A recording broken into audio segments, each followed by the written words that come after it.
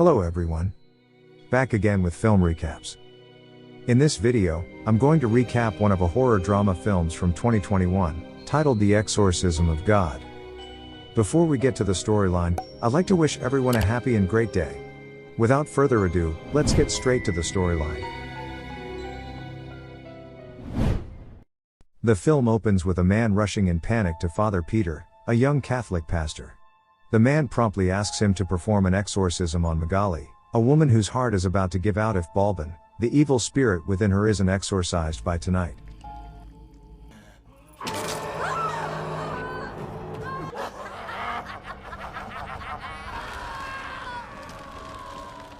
The young pastor makes a call to his superior, Father Michael, who firmly forbids him from performing the exorcism because he's too young and not ready. Unsatisfied with this answer, Father Peter decides to perform the exorcism anyway. Peter faces the possessed Magali and sets up a handycam to record the exorcism. Magali begins saying inappropriate things to him and tries to seduce him in a morbid manner, while the pastor relentlessly recites biblical prayers. She then begins touching herself until she comes. When she does, we can see that the evil spirit has left her body. But to our surprise, the pastor leans close and begins kissing her passionately. When he pulls away, we learn that Balban, the evil spirit, has transported itself into the pastor's body.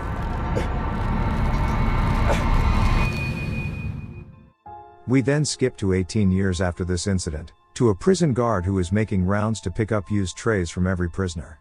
He stops at a door, and after finding that a meal tray isn't in front of the door like everybody else's, the prison guard takes it upon himself to reach inside to grab the meal tray. A co-worker of his walks up to him and tells him to not do that. But this warning is a little bit too late because the prison guard starts screaming, and when he pulls out his hand, several of his fingers have been ripped off.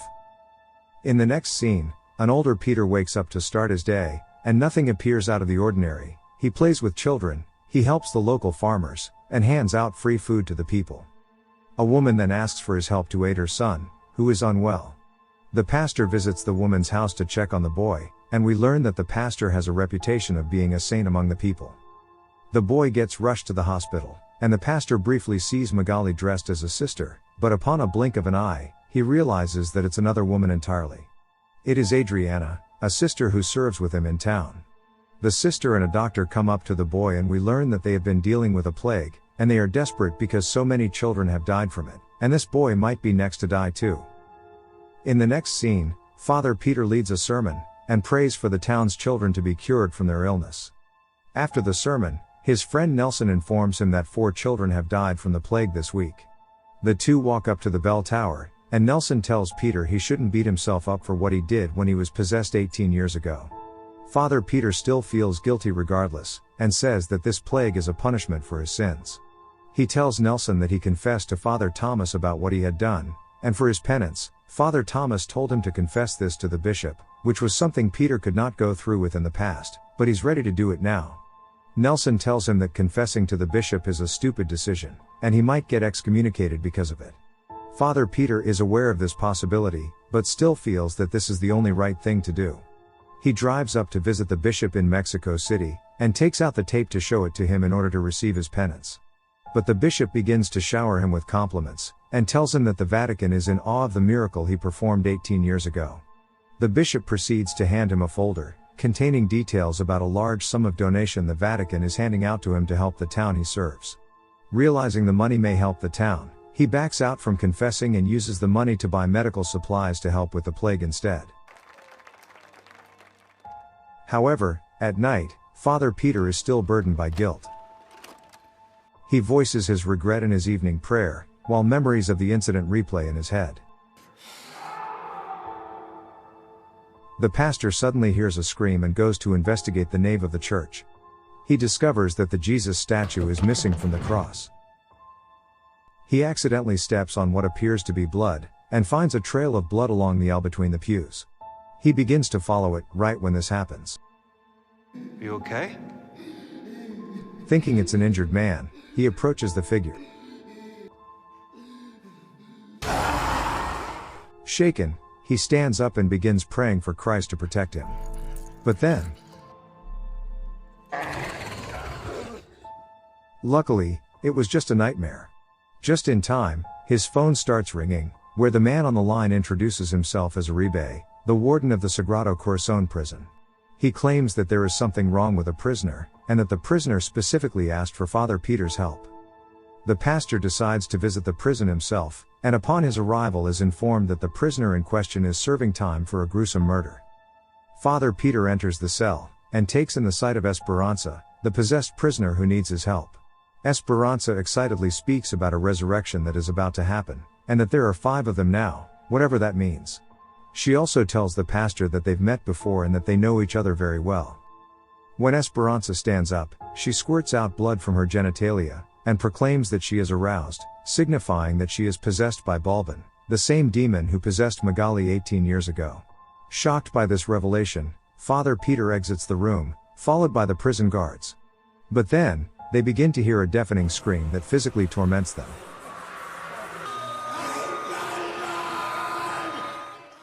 After what happened, Father Peter just about to give up on the case, until Esperanza's mother shows up. As it turns out, it is Magali, the woman he exorcised in the beginning of the movie, and Esperanza is their daughter. Yes, you heard that right. Esperanza is Father Peter's daughter. They take a stroll alone in the yard, and Magali tells him that she still could not cope with the fact that he raped her 18 years ago.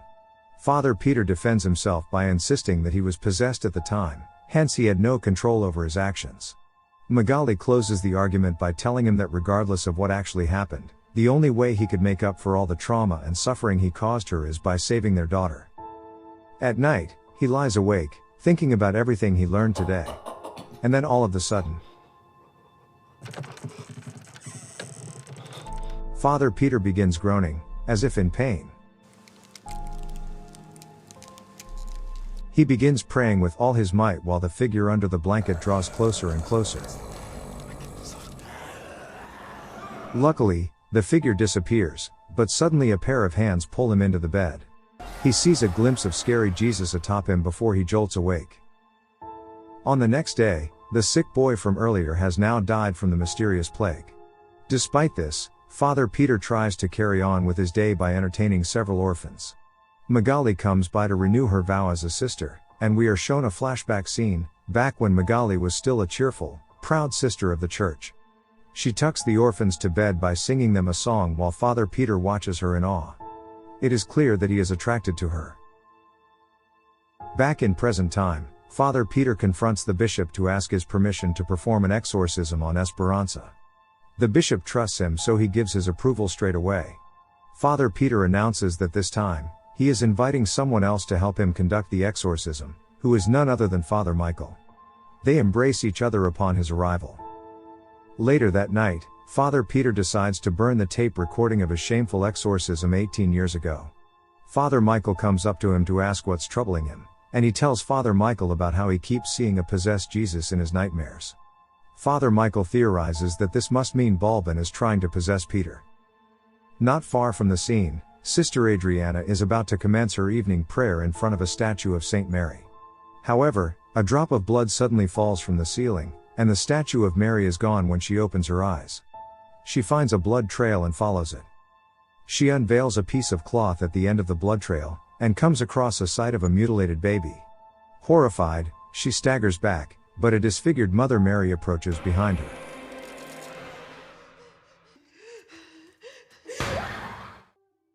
In the next scene, Orphan Boy is woken up by the sound of a lady singing in the middle of the night. He walks up to the open door and shuts it.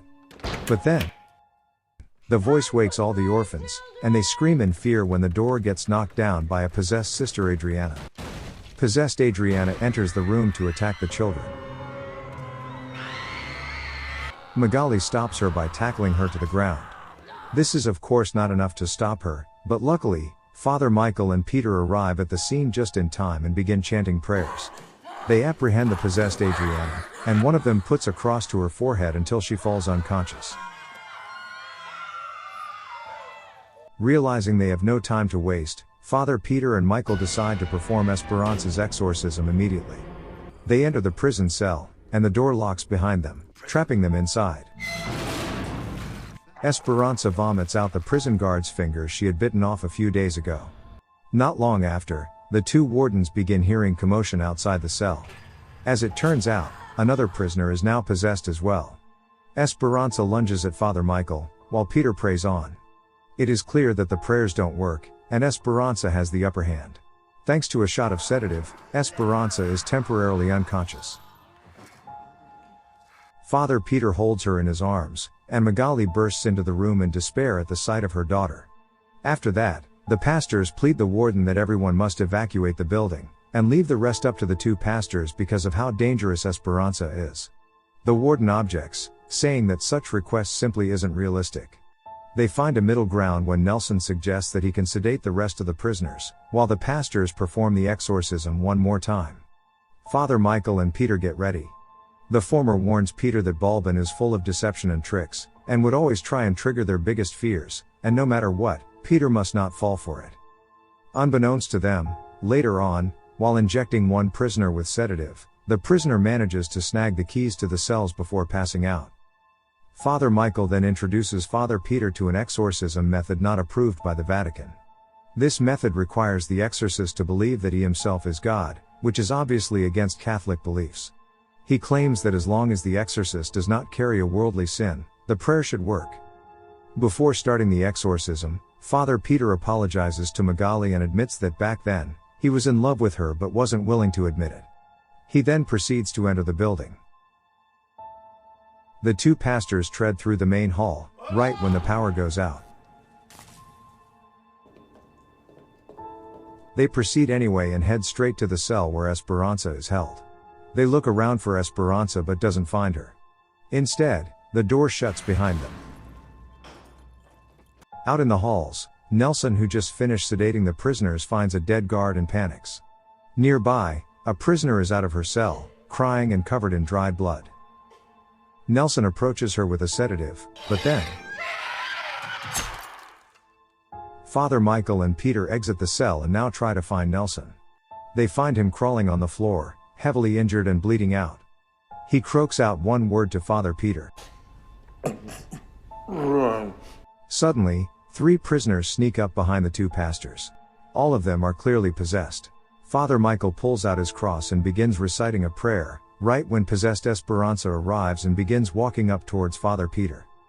The two pastors are now reciting their prayers, though they soon realize that their efforts are futile. Nelson tackles Esperanza to protect Father Peter, and as a result, Esperanza kills him. The two pastors start to run, but Father Michael falls shortly behind and tussles with a possessed prisoner on the ground. He stabs her on the throat and resumes running. The two pastors enter a room and blockade the door with furniture. Father Michael is livid. He says that the prayer they recited did not work, meaning that Father Peter must be carrying some sort of sin. Peter finally confesses that Esperanza is his daughter. At this point, Father Michael is heavily disappointed and tells him that they're doomed, because apparently, Father Michael cannot defeat Balbin either, for he sold his soul to the devil to defeat Balbin in the past, and now that Balbin has come back, he is coming to get Father Michael. Father Michael collapses to the floor and tells Peter that no matter what happens, he should never strike a deal with Balbin. The possessed prisoners break through the door right after, forcing Peter to leave Father Michael behind for the devil to devour him. Father Peter goes hide in a room, and decides to record a video of himself confessing to raping Magali 18 years ago, and that he fathered Esperanza as a result. He sends this confession to the bishop, before exiting the room to face Balbin. Now that Father Peter has fulfilled his penance, he manages to exorcise the 3 prisoners. But his fight is far from over. A disfigured Jesus enters the room and crawls towards him. But he manages to eat him away with yet another prayer. Suddenly, Esperanza comes up behind him and knocks him out. When Father Peter wakes up, he is strapped to a chair, and possessed Esperanza presses an upside-down cross to his forehead, while reciting a twisted version of Our Father. She tells him that she is going to exorcise God out of him. Meanwhile, Sister Adriana wakes up in the hospital, surrounded by sleeping children. The doors across the room shut closed and the children begin having seizures. A demonic Virgin Mary enters the room, and begins torturing her with its demonic powers. Inside the prison, Possessed Esperanza aka Balbin is performing a reverse exorcism, and tries to expel God out of Father Peter. Peter summons up the strength left inside him, and begins reciting a prayer to counteract Balbin's spells. The windows behind him break, and all the possessed prisoners behind him are yanked away, leaving him to face off against possessed Esperanza. They now commence a prayer battle, until Balbin gets frustrated and begins choking him. Father Peter resumes reciting his prayers anyway. Meanwhile, Sister Adriana faces off against the demonic Virgin Mary with a cross. Balbin shrieks in pain and falls to the floor, allowing Father Peter to recite his prayers more clearly now. Holy Spirit, Cornered, Balbin tells him that he will leave Esperanza's body, but when he does, he shall take the orphan's souls with him. So Father Peter must choose, save his daughter, or save the children. Father Peter can't seem to decide, and asks Balbin if he can offer something else. Balbin says he will leave everyone alone as long as Father Peter lets God leave his body. Father Peter agrees to this deal, and in turn, Balbin keeps his promise. He finally leaves Esperanza and the demonic Virgin Mary disappears from the hospital. Father Peter then walks out of the building with Esperanza in his arms. She is no longer possessed. Magali hugs her in relief and thanks Father Peter. Afterwards, it appears that some time has passed, and Father Peter has just finished leading a successful sermon that ends with a standing ovation. When he exits the church, the bishop comes up to him to tell him that he saw the video, and decided to delete it. Also, the Vatican now thinks so highly of him that they are offering him a position as a counselor at the Vatican. It is then revealed that the bishop is actually possessed by a demon, and so is Father Peter. The two demons stare at a figure in the middle of the crowd, who is none other than Esperanza, who apparently is God's most recent chosen one. They decide to leave her alone for the time being. The film ends with possessed Father Peter walking right into St. Peter's Basilica in Vatican, ready to start his first day as a counselor. Okay guys. That's all the recap for the Exorcism of God 2021. Thanks for watching. See you again in the next video.